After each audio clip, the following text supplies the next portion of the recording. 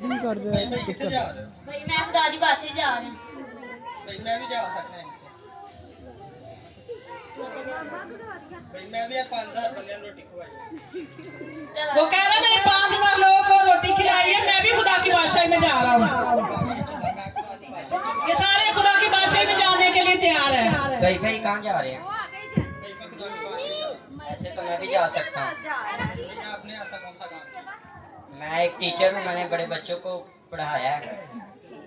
टूट ना मैं खुदा की बादशाही में जा रहा हूँ, मैं खुदा की बादशाही में जा रहा हूँ, मैं खुदा की बादशाही में जा रहा हूँ, मैं खुदा की बादशाही में जा रहा हूँ, भाई भाई कितने चले? मैं खुदा की बादशाही में जा रहा हूँ। भैया तो मैं भी जा सकता हूँ। आपने ऐसा कौन सा काम किया? भाई मैं वकील हाँ, मैं बड़े लोगों को इंसाफ दिलाया, मैं भी जा सकता हूँ। ये सारे शोबे वाले खुदा की बादशाही में जा रहे हैं, ये वकील मैं है। खुदा दी बादशाही चला, मैं खुदा दी बादशाही चला, मैं खुदा दी बादशाही चला, मैं खुदा दी बादशाही चला, मैं खुदा दी बादशाही चला। भैया से खुदा दी बादशाही जा। भैया अंदर मैं भी जा सकता हूँ। तू ऐसा क्या नहीं काम की? भाई मैं पास्टर हूँ। तू एक नहीं बचाई पड़ेगा ना पाल नहीं है ना। तू ही है।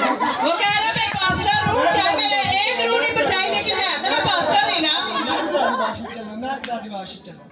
ਭਾਈ ਕਿੱਥੇ ਜਾ ਰਹੇ ਲੈਜੈਂਡ ਹੈਗੇ ਨੇ खुदा की बादशाही चले हैं। ਤੁਹਾਨੂੰ ਪਤਾ ਖੁਦਾ ਦੀ ਬਾਦਸ਼ਾਹ ਚ ਕਿਵੇਂ ਜਾਈਦਾ हाँ भाई सानू पता है।